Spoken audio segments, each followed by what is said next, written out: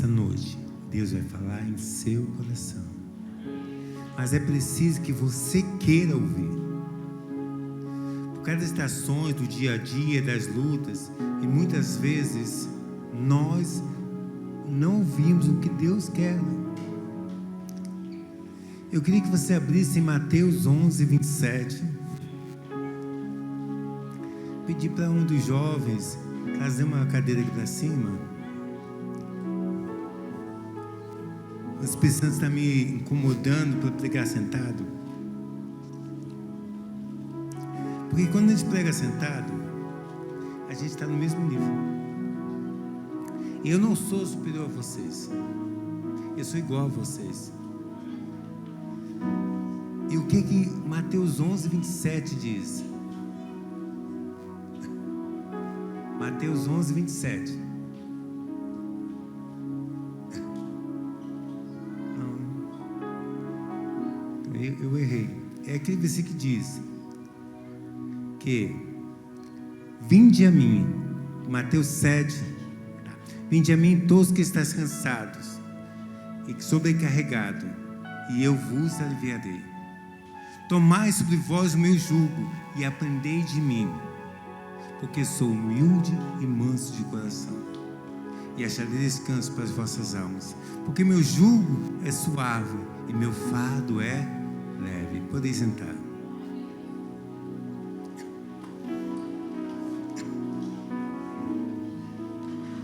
Eu queria que você fizesse uma auto-reflexão.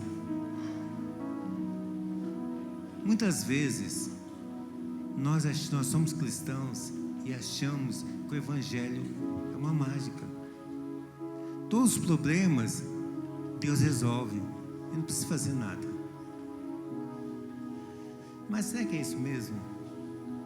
Jesus falou: vinde a mim, todos que estáis cansados e sobrecarregados. Mas existe uma palavra: aprendei de mim.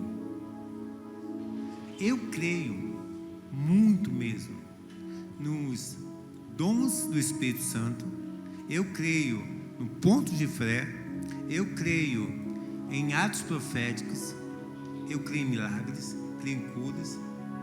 Mas o Evangelho, nós somos maduros, é muito mais do que isso.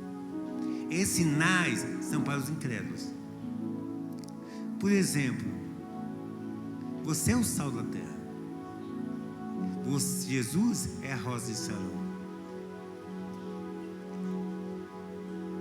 Nós somos a luz do mundo. Mas muitas vezes nós abrimos a Bíblia como se fosse uma caixa de surpresa, uma caixa de promessas. A gente é muito místico. A gente quer que Deus faça as coisas quando nós temos que fazer. Você somente irá encontrar a vida abundante quando você lê a Bíblia, não como uma caixa, uma coisa mágica, como uma caixa, uma promessa. Não, quando você lê a Bíblia, entender os princípios. Quando você entende os princípios da Bíblia, a essência, você é feliz. Eu quero que vocês entendam. Não adianta obedecer com medo. Não adianta obedecer para conquistar as coisas. É preciso entender a essência dos ensinamentos. A Bíblia diz que Deus fará para si a riqueza. Eu não preciso da riqueza para ser feliz. Porque quando eu morrer e for para o céu, eu tenho o quê? Eu vou andar em ruas de ouro. O problema é que você não entende. Quando você aceitou Jesus, você saiu desse mundo. Você não é mais desse mundo. O sistema desse mundo, as coisas que esse mundo diz que é certo, é inimizade contra Deus. Você decide, ou você quer ficar nesse mundo, no sistema desse mundo, e ir para o inferno como esse mundo vai, ou você entra no sistema de Deus. Eu quero que vocês entendam. Quando você aceitou Jesus, você saiu desse mundo, está no novo mundo. Essa semana eu li uma coisa e achei interessante, até postei. A eternidade não começa lá. Não é quando você morrer que você vai viver a eternidade. A eternidade começa agora. Lá vai ser apenas o clímax, o corpo incorruptível, as vitórias sobre as lutas. Porque eu quero que vocês entendam, aqui vai ser difícil. Por quê? Porque nós temos a carne. E a carne milita contra o espírito contra a carne. Não existe carne espiritual. O apóstolo Paulo em Romanos diz: olha, miserável homem que sou, porque o bem que eu quero, esse eu não faço, e o mal que não quero, esse eu faço. Mas quando faço as coisas que não quero, eu estou dizendo que ela é boa. Porque quando eu faço, é o pecado que habita em mim. Eu quero, a primeira coisa que você precisa entender é que você é uma pessoa. Você não é alguém. Você é uma pessoa. Uma pessoa que tem direitos e deveres, principalmente deveres. É uma pessoa que vai guiar os seus passos nas virtudes do Espírito Santo, na virtude de Deus. Mas eu não posso servir a Deus com medo, porque a palavra diz que quem tem medo não tem amor. O medo, ele produz o que? Temor. Eu não vou fazer isso porque Deus vai me castigar. Não, eu tenho que entender a essência, porque Deus falou isso. Porque Deus quer que nós contribuímos e demos o dízimo das ofertas. Porque Ele quer que nós não sejamos escravos de mamon, das riquezas. Porque a avareza é como o pecado de idolatria. E o dinheiro, nós estamos sabendo, é um ótimo servo, mas um péssimo senhor. E a Bíblia diz que aquele que quer mais nunca vai satisfazer, vai sempre querer mais. O apóstolo Paulo diz o seguinte: olha, tendo o que comer, o que vestir, tendo o básico, nos dê por satisfeito. O que vier é lucro, mas isso não vai mudar a minha fé em Jesus. Se eu tenho muito ou se eu tenho pouco, pouco não importa. Porque diz a palavra de Deus, olha bem, nem a morte, nem a vida, nem aflição, nem angústia, nem fome, nem sede, nem perseguição, nada vai me separar do amor de Deus. Agora, se amar a Deus depende das coisas, alguma coisa está errada. O diabo, Satã, quando ele vai levantar com Deus, ele fala: Jó debalde serve. Você o cercou com uma cerca viva, abençoa, tira as coisas dele, e você vê que ele vai te amaldiçoar. Eu creio que Deus conhecia Jó, sabia que o Jó, mas será que se o diabo fizer isso em nossas vidas, nós vamos continuar fiel? Quando você aceitou Jesus, você se tornou cidadão dos céus. Quando a gente lê o Novo Testamento, ele aponta para a cruz. Ele aponta o quê? Negar-se a si mesmo. O apóstolo Paulo diz: olha, o fim de todas as leis é o amor. Amar a Deus sobre todas as coisas e o próximo como a ti mesmo. Porque tu não terás, e outros pecados, tu se resume uma coisa: amar. Eu queria dizer uma coisa muito interessante. Você não está aqui para ser servido por Deus. Você não está aqui para ter alegrias. Você está aqui porque Deus tem uma missão. Porque você não é daqui. O príncipe desse mundo não é Jesus. Um dia vai ser Jesus. Diz que quando entregar tudo na mão dele, ele vai entregar aquele que fez todas as coisas, que é Deus. Mas por enquanto, o príncipe desse mundo não é ele. Os conceitos desse mundo não são de Deus. João é bem claro: aquele que quer fazer-se amigo do mundo torna-se inimigo de Deus.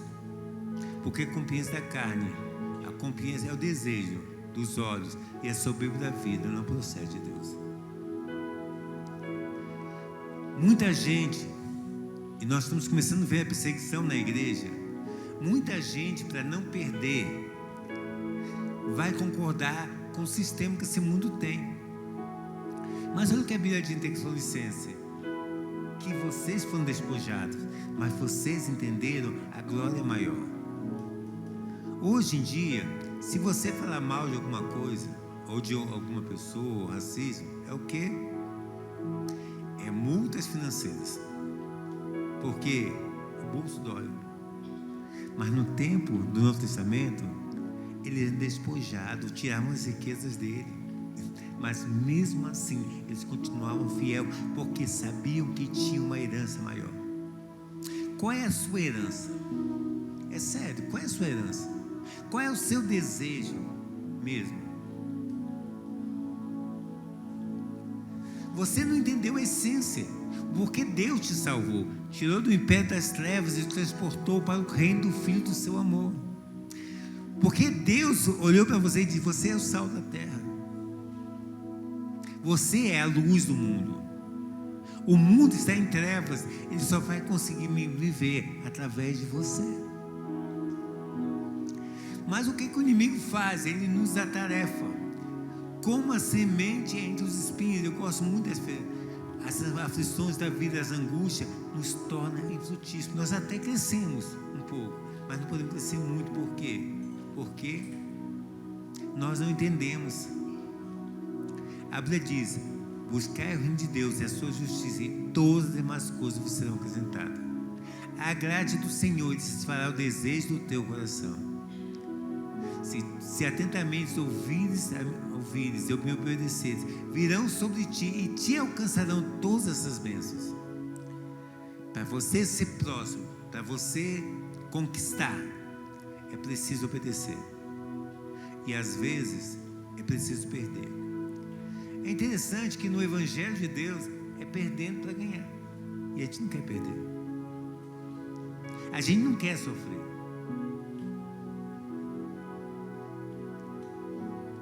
Nós temos que entender que existe um bem maior.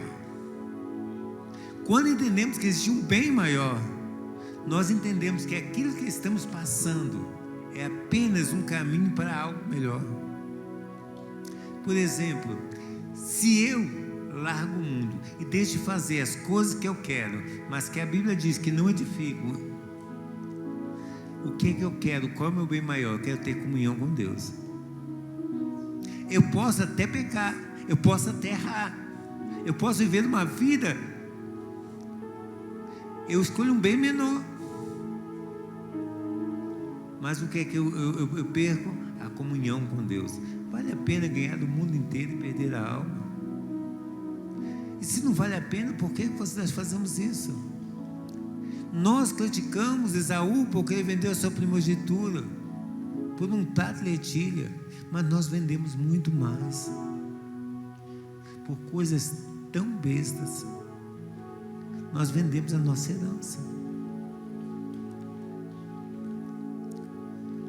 Todos os ensinamentos de Deus, todas as ordenanças, todos os mandamentos, todos os juízos tem uma essência, tem um princípio. Amar é o próximo como a ti mesmo. Eu não vou roubar, porque eu amo o próximo, eu me amo. Eu não vou adulterar, eu não vou fazer nada errado. Por quê? Porque eu me amo, porque eu amo a Deus. Paulo diz que a nossa luta não é contra sangue e a carne, mas contra o principado, potestade, espíritos desse mundo tenebroso. O apóstolo Paulo diz: olha, não lute contra as pessoas, porque nós temos uma luta maior. A Bíblia diz, tanto no Velho Testamento como no Novo Testamento: se teu inimigo tiver fome, dê de comer. Não vença o mal com o mal, vença o mal com o bem. Deixa a Deus todo julgamento. Essa semana eu tenho um colega que é frei em Pernambuco. Ele falou uma coisa seguinte: eu não tenho tempo para ter pensamentos, e eu não quero saber se alguém falou mal de mim, porque se eu não souber, eu vou apertar a mão e vou considerar como amigo, não como inimigo. Por quê? Porque nós sabemos que nossa luta não é contra carne nem sangue. Nós sabemos que nós não podemos viver para nós mesmos. O Velho Testamento, o Novo Testamento aponta a cruz. Sim, eu vou ser abençoado. Eu vou conquistar, porque Deus se agrada de mim. Quando eu me agrado de Deus, Ele concede o desejo do meu coração. Mas essa não é a essência. Como o Fábio falou, trazei todos os dízimos e fazei prova de mim. Se eu não abrir os céus, eu vou dizer que vou abrir os céus. Não precisa fazer prova de mim, porque eu vou abrir os céus. Ele diz, fazei prova de mim se eu sou mentiroso. Porque muitas vezes nós não fazemos as coisas certas porque nós achamos que Deus é mentiroso, que Ele não é capaz de cumprir as coisas que Ele prometeu.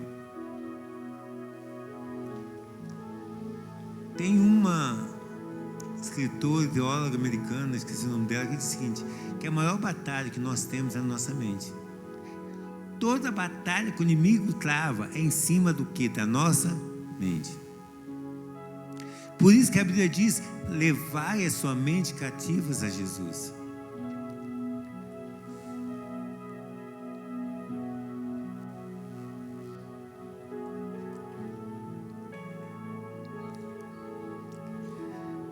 Eu quero a primeira coisa que você entenda, você é filho e filha de Deus.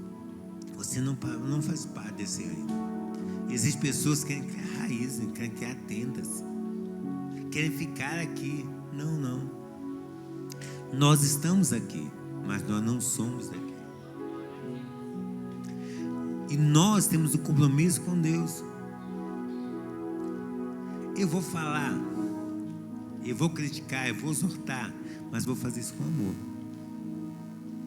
E as pessoas têm que ver em mim o amor que Cristo tem. E muitas vezes é um erro. Nós exortamos, nós chamamos a atenção, mas não fazemos isso com amor. Eu quero falar para os líderes. Uma vez, eu tinha mania de, como os pregadores têm, de chegar na frente e começar a repreender, exortar e tudo. E Deus virou para mim e disse, você não faz isso com amor.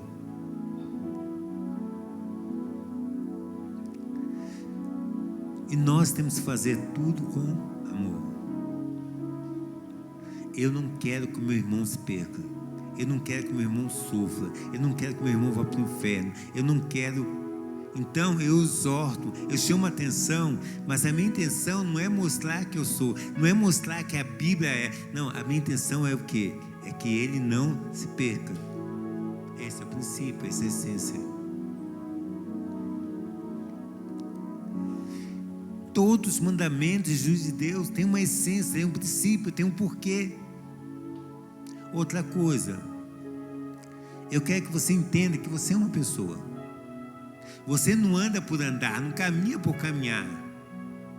Não, você tem um princípio, você é um ser, você tem vontades. E é em cima dessas vontades que Deus quer agir. Deus não quer um robô. Deus às vezes quer que você obedeça, mas no fundo não queria obedecer. Mas porque Deus mandou, você obedece. Não por medo, mas porque o ama. Tem uma música do Mark Reed, é mais ou menos assim: quando o show acaba, quando o palco, as pessoas vão embora, quando a cortina fecha, eu estou longe da minha família, mas eu pergunto, para que isso? Então eu vejo que é porque eu te amo. Porque eu te amo. E porque nós amamos a Deus, nós amamos as pessoas. E muitas vezes o diabo coloca em nós muitas coisas para nós ficarmos muito estressados, estafados e preocupados, para não entender que nós não precisamos disso. Nós temos um Pai que vela por nós, que antes mesmo Antes mesmo de sair qualquer palavra das suas bocas, ele já sabe. A palavra evangelho é boas novas. Numa guerra, quando a nação ganhava, o exército ganhava, saía uma pessoa para anunciar ao rei que eles venceram. E trazer o que? Uma boa nova. E qual é a boa nova que nós temos que transmitir? É trazer as pessoas que Cristo pode mudar a vida delas, como mudou a nossa vida. Mas o inimigo, ele nos atarefa, ele nos prende, para que nós não possamos anunciar as boas novas. Havia uma guerra entre o Japão e os Estados Unidos, por muitos anos. E um dia, um piloto americano, ele cai numa ilha japonesa, e ele é preso por um homem. Depois de alguns anos, 10, 15 anos, o homem preso, né? Ele viu no jornal que os Estados Unidos venceu a guerra. Mas, enquanto ele não sabia, ele era prisioneiro japonês.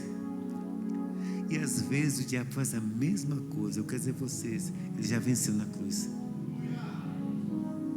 Mas enquanto você não souber, você continua prisioneiro. Diz que na cruz ele despojou principados e potestades e publicamente os expôs ao desprezo. Mas enquanto você não souber, ele continua.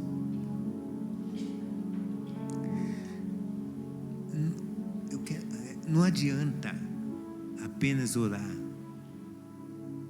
como se fosse um mantra, não, é preciso crer. É preciso crer, é preciso compreender, entender a essência. Quando você sabe quem você é, quando você sabe qual é o princípio, por que eu dou oferta, porque eu dou dízimo? Primeira coisa, eu dou oferta ou dízimo porque eu quero que o reino de Deus cresça. Eu fico triste quando eu soube que muita gente não contribui na mão amiga, porque não lhe deu essência. A essência da mão amiga é para ajudar as pessoas. E muita gente vai para lanchonete, vai passeio e tudo, mas no dia da mão amiga não traz, porque não entendeu a essência. A essência não é trazer para Deus, a essência é trazer para que pessoas sejam abençoadas. Como eu disse, a fome não pode esperar. Teve foi um santo que diz: se a dor do teu irmão não dói em você, a tua vida é pior que a dele. Porque nisso conhecereis todos que sois meus discípulos e vos amados.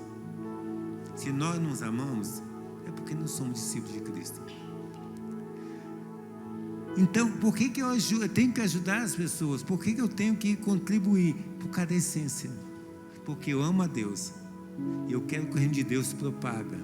Porque eu amo meus irmãos e não quero que eles passem necessidade. A essência é essa. Não é porque Deus vai me abençoar.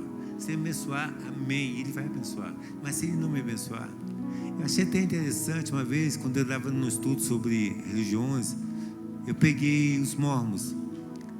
Só que eu peguei os mormons, o Jeová e os muçulmanos. Só que eu não procurei nos livros evangélicos. Eu procurei nos livros deles. E nos Estados Unidos, uma igreja mormon diz que uma vez por mês eles recolhem alimento para os pobres. Aí diz: mas eu só tenho, nesse dia, eu só tenho um arroz. Aí ele falou: então deixe de comer esse dia e leve para a igreja. Porque Deus vai contribuir. Lembra a oferta da viúva? Das duas, tanto a de Marcos quanto a de Elias. Então, se eu só tenho aquilo, eu vou trazer o que eu tenho. Eu vou ficar sem comer, mas eu vou trazer. Mas por quê? É por causa da essência. Não é porque Deus vai me abençoar. Outra coisa, você quer ser rico? A Bíblia ensina como devemos gastar. A Bíblia ensina que não devemos ter supérfluos. Porque às vezes acontece da pessoa ter uma televisão ótima e no quarto ele botar uma lata ou um tijolo na cama. Às vezes tem uma televisão ótima, tem um carro, tem uma balança, assim, vamos dizer, ele quer se mostrar o que ele não é. E diante dos outros, como diz no provérbio, ele se gaba muito, mas não tem nada. Vive cheio de dívida. Mas na casa dele é em coisa supérflua. E quando essencial, às vezes até a própria comida, a roupa, ele não tem. Mas para que isso? É porque ele não sabe quem ele é. Porque se ele soubesse quem ele é, essas coisas não iria tanto fazer. Ele não precisaria ser o que o mundo quer que ele seja. Porque o mundo diz, você é o que você tem, o que você veste, locais que você anda. O que a Bíblia diz? Você é o que Deus quer que você seja. Agrade ao Senhor, e você fará o desejo do teu coração. Eu não preciso correr atrás. Eu preciso correr o quê? Fazer a vontade de Deus. E se eu passar uma vida toda e nunca chegar ao alvo financeiro que eu tanto quis, mas se eu tenho uma vida de oração, uma vida de comunhão com Deus, eu sei que está me esperando. Eu quero dizer o seguinte: nós nunca vamos morrer. E as pessoas não entenderam quando Jesus falou: aquele que me segue nunca vai morrer. Sabe por quê? A morte é apenas o começo da eternidade. Aqui é um sopro. A palavra eclesiástica, quando diz tudo é ilusão, o original é um sopro bem rápido. Tudo aqui, comparado com a eternidade, é um sopro. Eu quero ganhar do mundo e perder a minha alma. Deus está te chamando. Deus está te chamando para uma nova realidade. Estar com Ele. Deus está te chamando para a verdadeira felicidade. É viver na essência. Eu quero dizer o seguinte: quando você vive na essência, quando você entende o chamado de Deus para a sua vida, o que você diz a palavra, que aquilo que não pensamos, nem imaginamos, é o que Deus dá. Eu quero que você isso. Agora, eu quero dizer uma coisa para vocês. Mudando de assunto, mas dentro do princípio. Muitas vezes, nós não queremos deixar as coisas, o que nós temos, para Deus. Mas olha Jesus. Jesus no trono de glória. Toda a honra, anjos adoravam. O universo foi criado por Ele e para Ele. Ele abandona tudo aquilo. Ele olha para você. Ele olha para mim. Ele sabe o destino que nos restava, que nos aguardava. E com um ato de amor, Ele diz: olha, sacrifício e oferta não quiseste. Antes como me formaste, no livro estava escrito por mim. Ele sabia que os sacrifícios e ofertas não valiam mais, porque por causa da essência. A questão não era o sacrifício, a questão era o arrependimento. O povo achava que bastava apenas sacrificar. Não. O povo já tinha esquecido o princípio. De repente, ele vem. Ele olha para você. E ele segue, foram 3 anos e meio, e ele segue o caminho dele, mas ele sabia o que estava lhe aguardando. E quando no Getsemane, local da prensa, ele se afasta, ele pede 3 pessoas para ficarem com ele, ele se afasta uma distância de alguns metros, ele começa a orar, e a agonia era tão grande, que ele sabia o que estava lhe aguardando. além da morte física, da crucificação, da dor, ele sabia da separação de Deus. E ele não aguentava. Pai, se possível, passa de mim esse cálice. Mas de repente ele volta. Ele vê os discípulos dormindo. Ele entende que se ele não for para a cruz, os discípulos não vão ser salvos. A humanidade não vai ser salva. E ele volta e diz: não seja feita a minha vontade, mas a tua vontade. E Isaías diz que à medida que ele caminhava, ele foi ultrajado, ele foi humilhado, um homem de dores, o homem que sabe que é trabalho. Tudo que você passa, ele passou. Os amigos que te traíram, não foi só Judas, não foi só Pedro. Muita gente traiu. Ele sabe o que é traição. Você perdeu um pai, ele também perdeu um pai. José não aparece. Ele sabe que é a perda de um ente querido. Ele, como aquele que esconde o rosto, assim ele foi humilhado. Ele sabe o que é ser humilhado. Mas a diferença é que ele só fez o bem. Nós fazemos o mal, fazemos as coisas. De uma forma ou outra pode ser justo, mas para ele não era justo. Mas ele, à medida que ele caminhava, o sangue corria. E diz que pelas suas pisaduras, ou pelas suas chagas, fomos curados. Nós o reputávamos por aflito de Deus, mas ele foi condenado por causa de nossos pecados. O castigo que nos traz a paz estava sobre ele. Ele precisava caminhar. Ele precisava ir para o Gólgota. Porque se ele não fosse para o Gólgota, nós não poderíamos ser salvos. Ele não olhou os seus pecados. Ele não olhou os seus erros. Ele não olhou as suas faltas. Ele só olhou a sua vida. Ele não queria que você sofresse a eternidade longe dele. Ele não queria que o inimigo tivesse domínio sobre você e trouxesse todos os males. Ele queria a tua paz e a tua alegria. Isaías diz que nós andávamos desgarrados como ovelhas que não tinham pastor. Cada um ia para o seu caminho.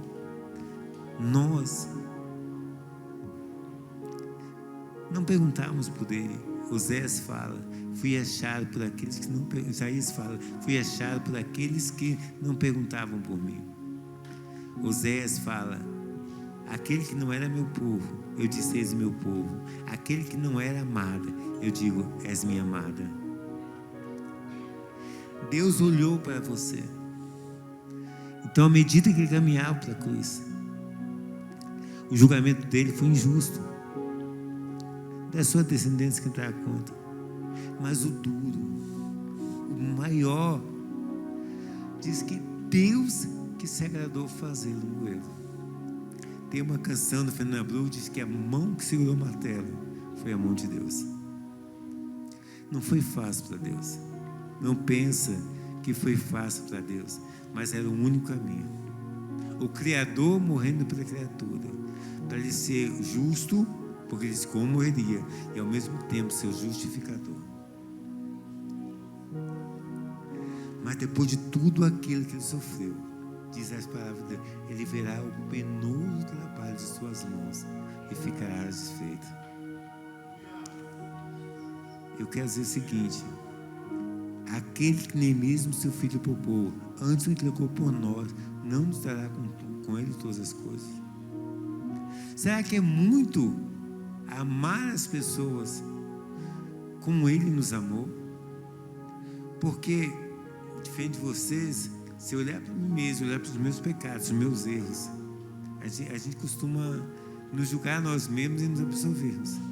Mas se a gente for sincero, eu não merecia esse amor. Então, as pessoas não merecem o amor. Eu amo porque Jesus amou elas. Eu queria chamar o grupo de louvor aqui em cima. Eu queria que nós ficássemos em pé.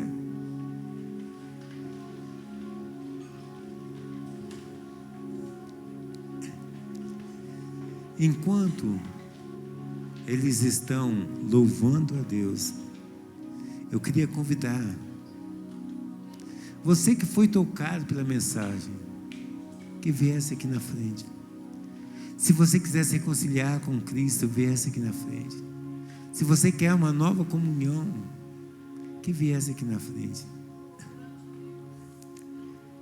Eu queria que você fechasse seus olhos e conversasse com o Pai. Deixasse o Espírito Santo falar em teu coração, a trazer memórias, a refletir. Espírito Santo, somos tuas ovelhas. Às vezes fazemos coisas que te magoam, que te entristecem, mas a tua maior prova de amor, a tua prova de amor, Ele nos convence.